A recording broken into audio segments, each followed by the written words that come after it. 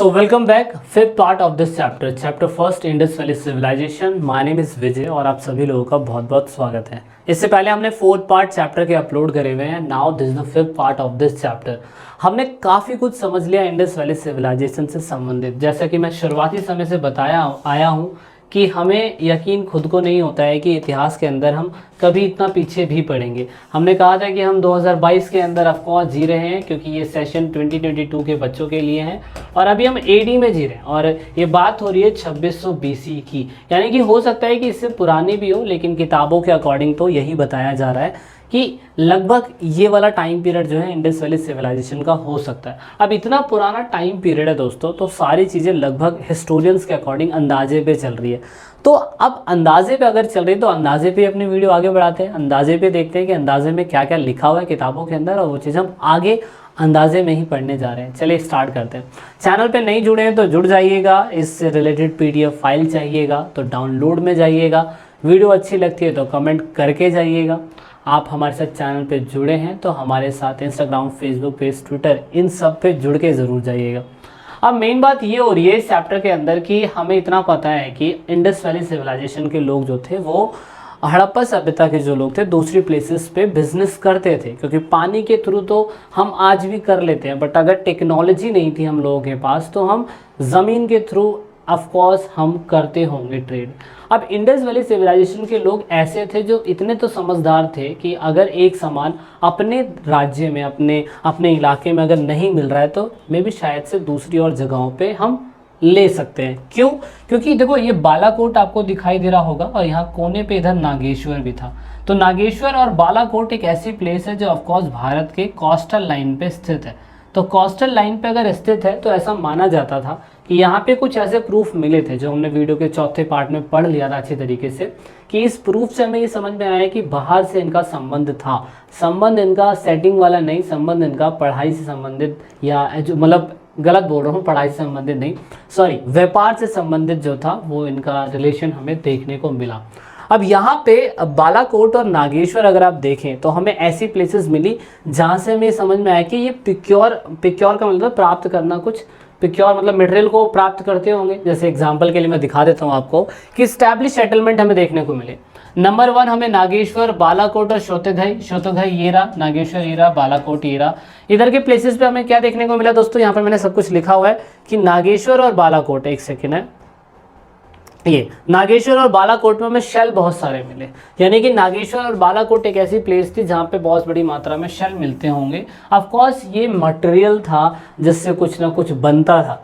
शोतोघई और अफगानिस्तान पे हमें लैपिलूजी एक पत्थर होता है, वो उस पत्थर का इस्तेमाल हमें मिलता है, यहाँ पे हमें मिला था।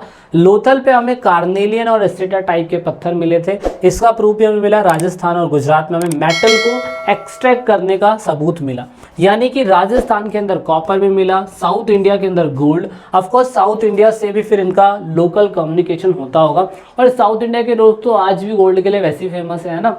तो आपको पता है कि वहाँ पे तो वैसे भी गोल्ड इतना सारा है। एक मंदिर है, पता नहीं कौन सा साउथ इंडिया का, कहते हैं कि अगर वो मंदिर खुल गया तो पूरा का पूरा इंडिया है जो इतना अमीर हो जाएगा, इतना अमीर हो जाएगा कि क्या बताएं कितना अमीर हो जाएगा।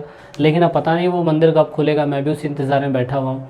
अब मेन बात यहाँ पे ये है कि ये सारी चीज़ें हमें, जब हमने इंडस वैली सिविलाइजेशन को काफ़ी अच्छी तरीके से पढ़ा, काफ़ी अच्छी तरीके से देखा, तो हमें अलग अलग जगहों पे अलग अलग चीज़ें देखने को मिली। फाइनली उसके हमने सारी चीज़ें पता लगाने के बाद ये मैंने आपको UPSC PCS लेवल पे समझाने की मैं कोशिश कर रहा हूँ, क्योंकि इन फ्यूचर आपको यही पढ़ना होगा। If you are preparing for the IAS exam, PCS exam, civil services exam, CGL है ना, किसी भी एग्ज़ाम के लिए अगर आप पढ़ रहे हैं तो आपको इतना बेसिक समझ में आना चाहिए। और क्लास 12th के अंदर इतना सब कुछ लिखा हुआ और हमें पता भी नहीं होता है। तो ये सारी प्लेसेस ढूंढने के बाद हमें समझ में आया कि हाँ, अलग अलग जगहों पे अलग अलग चीज़ें मिलती थी। इवन फिर हमें ये पता चला कि अगर ये लोग ट्रेड करते थे तो इनका मतलब ये है कि इनका रिलेशन ऑफकोर्स मैं कह सकता हूँ दूसरी दुनिया के लोगों के साथ होता था। तो इनका कांटेक्ट जो हुआ तो वो मोहरों से संबंधित, वेटों से संबंधित, डाइज और उसके बाद बहुत सारी मालाएं, इनके प्रूफ हमें दूसरी जगहों में मिले। जिससे हमें ये समझ में आया कि जो चीज़ इंडस वैली सिविलाइजेशन में थी वही की वही सेम चीज़ें दोस्तों हमें दूसरी जगहों पे भी देखने को मिली। जब ऑफकोर्स दूसरी जगहों पे देखने को हमें मिल रही थी तो इससे हमें ये समझ में आ रहा था कि इंडस वैली सिविलाइजेशन के लोग ऑफकोर्स पानी के थ्रू भी व्यापार करते होंगे, पानी के थ्रू जहाज़ इनके पास होते होंगे, और ये बहुत फिल्मों में दिखाने की कोशिश भी करी गई है। तो क्या था सिस्टम, आप देख सकते हो कि इंडस वैली सिविलाइजेशन के अंदर हमें अलग अलग जगहों पे अलग अलग सेटलमेंट्स देखने को मिले। आपको अगर ये नहीं भी दिखाई दे रहा है तो ऑफकोर्स मैंने वीडियो के डिस्क्रिप्शन में PDF दे रखी है, ऑफकोर्स आप फ्री ऑफ कॉस्ट डाउनलोड करिए, एंजॉय करिए, मजे लीजिए, है ना। और उसके बाद अब देखिए यहाँ पे हमें कैसा प्रूफ मिला, हमें trade contact with Oman peninsular. आपको ये ओमान दिखाई दे रहा है, इसे मलंग बोलते हैं, मलंग, मगन, सॉरी मलंग नहीं, मलंग तो एक गाना है आई थिंक, मैं मलंग मलंग ऐसा कुछ गाना है। यहाँ पे मगन, मगन और दिलमुन करके आपको प्लेस दिखाई दे रही है, और ओमान के साथ, ओमान पेनिसुलर के साथ हमका कांटेक्ट देखने को मिला। हमें एक ओमानी कॉपर देखने को मिला। अगर आप देखें तो इसके ऊपर ये ब्लैक कलर का कोटेड करा हुआ है। इस कोटेड करने की वजह से हम कहते हैं कि जार के अंदर जो पानी होगा ऑफकोर्स वो बाहर नहीं आ सकता। तो ये आर्टिफैक्ट जो था ना, इसका ट्रेस हमने ओमानी कॉपर का हड़प्पा के अंदर देखा, और सेम यही चीज़ हमने ओमान में भी देखने को मिला। जिससे हमें ये समझ में आया कि हड़प्पा के अंदर जो जार कोटेड हमें प्रूफ मिला है, thick layer of black clay has been founded in Oman, same वैसा ही जो हड़प्पा के अंदर हमें मिला, सेम वैसे ही हमें ओमान में मिला। इसका मतलब ये पूरी तरीके से प्रूफ हो चुका था कि कहीं ना कहीं ओमान की रिलेशन हड़प्पा सिविलाइजेशन के लोगों के साथ थे, और हड़प्पा सभ्यता के जो लोग आज हम उन्हें हड़प्पा बोल रहे हैं, ऐसा ये कहा जाता था कि मेसोपोटामिया, ये मेसोपोटामिया का इलाका है। मेसोपोटामिया के कुछ टेक्स्ट्स में ये भी दिखाने की कोशिश करी गई है कि ये जो दूसरे और प्लेसेस थे ना, जैसे बहरीन था, बहरीन को दिलमुन बोला जाता था, मलंग एंड मेहुला, उसके बाद जो आपका ओमान था उसको मगन बोला जाता था, और जो आपका हड़प्पा सभ्यता के आसपास के इलाके थे मोहनजोदारो के, उनको मेहुला नाम से पुकारा जाता था। तो ऑफकोर्स क्योंकि हमें हड़प्पा सभ्यता की जो भाषा है, जो उन्होंने लिखा है, हमें वो पढ़ा हुआ समझ में नहीं आता है, वो हमें समझ में नहीं आया आज तक। लेकिन जो मेसोपोटामिया की सिविलाइजेशन है, हमें वो समझ में आ चुका है कि उनकी भाषा कैसी थी। पता नहीं है इंडस वैली सिविलाइजेशन की लैंग्वेज कोई पढ़ पाएगा या नहीं पढ़ पाएगा, मे भी शायद से क्या रहस्य खुल पाए, पर मेसोपोटामिया की जो लैंग्वेज थी वो पढ़ी जा चुकी है। तो मेसोपोटामिया की लैंग्वेज में इनको अलग अलग नाम से पुकारा गया है ना।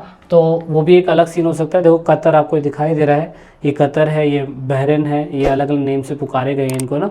अच्छा, दूसरी बात क्या है, दूसरी बात ये है कि हमें ये पता है कि मेहुला अगर था तो मेहुला यहाँ पे था, तो ऑफकोर्स वहाँ पे कार्नेलियन, लेपिलोस, कॉपर, गोल्ड और वेरियस ऑफ वुड्स मिलते थे, तो ऑफकोर्स ये लोग उससे ट्रेड करते होंगे।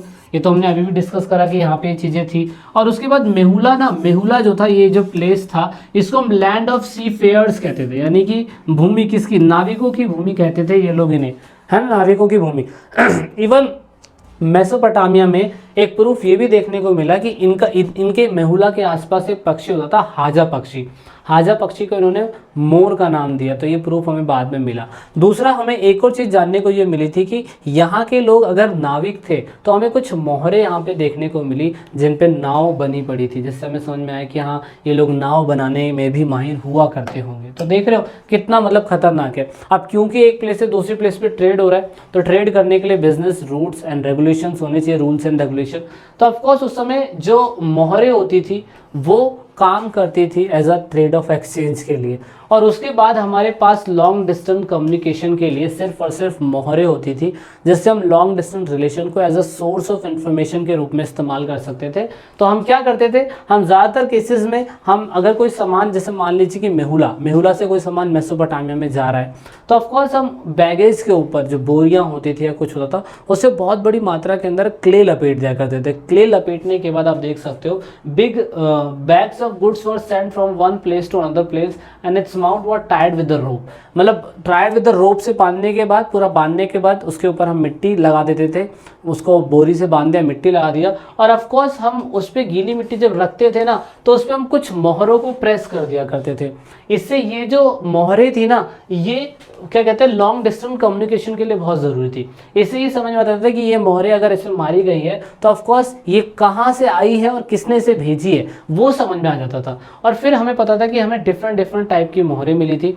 इन मोहरों से हमें ये अंदाज़ा लग गया कि हाँ मेसोपोटामिया के अंदर मोहरों का इस्तेमाल as a source of communication के लिए इस्तेमाल होता था। जैसे आज की डेट में अमेज़ॉन होता है ना, अमेज़ॉन आपने मंगाया कोई सामान अमेरिका से, लेकिन आपके पास एक OTP आता है, आपका एक प्रूफ होता है, जब जाके वो बैगेज आपको मिलता है। यानी कि बिना आपकी परमिशन के कोई ऐसे बैगेज को खोल नहीं सकता था। यानी कि अमेज़ॉन के बंदे ने सोचो, अमेज़ॉन के बंदे ने कॉपी करी है हड़प्पा सभ्यता के लोगों से, और ये रहस्य आपको ही पता चल पाया है। किसी और को बताना है अगर तो बता देना। ये पाठशाला के थ्रू हमने इस बात को सीखा है कि यहाँ पे हड़प्पा सभ्यता के लोग अमेज़ॉन की जो चीज़ें आज डिलीवरी मार्केट इतना बड़ा बना हुआ है दोस्तों, वो कहीं ना कहीं हड़प्पा सभ्यता के लोगों से कॉपी किया हुआ था कई हज़ार साल पहले।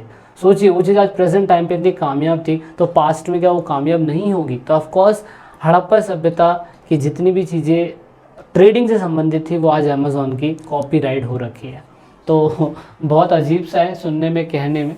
अब यहाँ पे मेन बात है कि स्टेप जो भेजने वाला है उसकी आइडेंटिटी होती है यहाँ पे, तो ये अपना कर लेते हैं। तो अलग अलग टाइप के हमें मोहरें देखने को मिली, ये हमें पता चलता है। लेकिन मोहरों के ऊपर ना बहुत कुछ लिखा हुआ था, स्क्रिप्ट देख सकते हो, मोहरों के ऊपर स्क्रिप्ट लिखी हुई थी। इतना तो ये था कि पढ़ने लिखने वाले तो थे, कुछ तो लिखते थे ये लोग, लेकिन ये कौन सी भाषा लिखते थे ये हमें समझ में आज तक नहीं आई, इसीलिए हम इसकी भाषा को पढ़ नहीं पा रहे हैं। अब यहाँ पे ये क्या कहते हैं, हड़प्पा सभ्यता के लोग जो है लाइनिंग राइटिंग का इस्तेमाल करते थे, आप ये देख सकते हो। अब मेन बात है कि जनरली ये मोहरों के ऊपर एनिमल्स की उसको बनाते थे मूर्तियाँ, या एनिमल्स की जो चीज़ें या तो उनको पूछते होंगे या उनको खाते होंगे, या कुछ तो रिलेशन होता होगा इनके साथ। और ऑफकोर्स इनका कोई मीनिंग जो होता होगा कन्वे कराने के लिए वही ये लिखते होंगे मोहरों के ऊपर, बट ऑफकोर्स उसे हम पढ़ नहीं पाते थे, इसीलिए हमारे साथ दिक्कत है।